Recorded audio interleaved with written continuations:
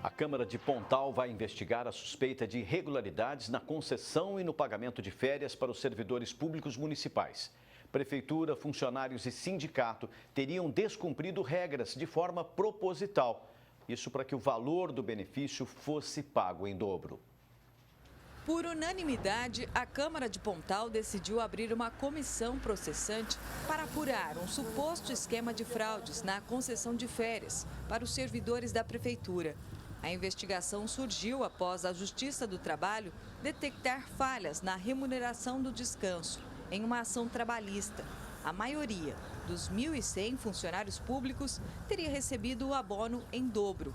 A administração municipal e o sindicato da categoria foram condenados em primeira instância por tal prática considerada um atentado à dignidade da justiça. A Câmara recebeu esse ofício e já de imediato encarou com muita seriedade, né? Haja vista que as supostas acusações são coisas sérias, né? E podem aí de fato causar danos a toda a nossa população. Haja vista que os crimes que podem ter sido cometidos são de improbidade administrativa e também a lei de responsabilidade fiscal, pode chegar até a cassação. As férias são um direito constitucional do trabalhador. A cada 12 meses de serviço, 30 dias de recesso. Nesse período, o empregado ainda recebe um adicional, equivalente a 1/3 do salário. Benefício que deve ser pago até 2 dias antes do início do descanso. Mas o governo municipal teria descumprido a lei e arcado com essa despesa extra. A própria CLT prevê que a violação desses prazos gera ao empregado o direito ao pagamento, né, ao recebimento de uma férias em dobro. Isso virou um vício na cidade? Para os servidores, sim. Inclusive, nós temos conhecimento de alguns servidores que ficavam 3, 4 anos sem fruir as férias e depois recebiam tudo de uma só vez. De acordo com a Justiça, havia uma espécie de acordo entre a Prefeitura, servidores e sindicato, no sentido de desrespeitar as regras de propósito, para que o valor do benefício fosse pago em dobro. As supostas irregularidades teriam ocorrido entre 2000 e 2016. Foram 4 gestões, mas os vereadores só podem investigar a atual, o segundo mandato do prefeito André Carneiro. A Câmara só consegue investigar fatos ocorridos no mandato de 2017 em diante. Mas lembrando, além da Câmara, foram oficiados o MPT, que é o Ministério Público do Trabalho, e o Ministério Público do Estado de São Paulo. Eles, sim, em regra, têm competência para fiscalizar atos também do primeiro mandato. A Ordem dos Advogados do Brasil também vai apurar as denúncias consideradas graves, já que se tratam do mau uso do dinheiro público. Atualmente, Pontal tem um orçamento de 110 milhões de reais. Metade desse valor é gasto com a folha de pagamento. O que resta claro aqui é que houve aí a infringência daqueles princípios basilares da administração pública. Transparência, publicidade, né?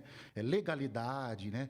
Então, isso deve ser apurado com toda a firmeza. Se ficar realmente constatado, né, essas artimanhas, de fato, não resta dúvida de que traz um prejuízo muito grande para o erário público. Ximene Osório, de Pontal, para o Jornal da Clube. A Prefeitura de Pontal enviou uma nota afirmando que a concessão e a remuneração das férias foram regularizadas pela atual gestão e nega que exista qualquer acordo fraudulento visando gerar prejuízo ao erário. Disse ainda que colabora com as investigações da Câmara e da Justiça do Trabalho. O processo está em fase de recurso. O Sindicato dos Servidores também nega qualquer pacto com a administração para o pagamento errôneo dos direitos dos servidores e informou que se coloca à disposição dos vereadores para qualquer esclarecimento. Agora ao vivo, André Costa traz mais informações. André.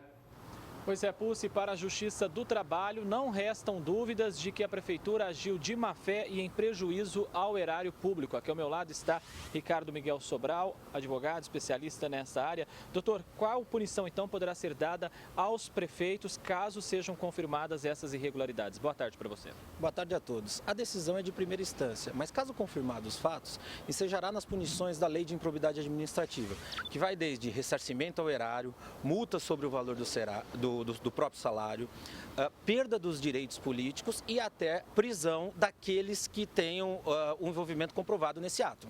Agora, diante dessas denúncias graves, a Câmara não poderia ficar inerte. De que forma essa ilegalidade pode afetar uma cidade? Olha, o pagamento dos servidores públicos é o maior gasto da cidade, aproximadamente acima de 50%. E quando se cria um mecanismo para se pagar ilegalmente um 14º salário, você tira o dinheiro dos investimentos, da saúde, do recapeamento, de todas as políticas públicas, em detrimento de um pequeno grupo de beneficiados. Os prejuízos causados, então, com esses pagamentos em dobro de férias devem ser tratados de que maneira?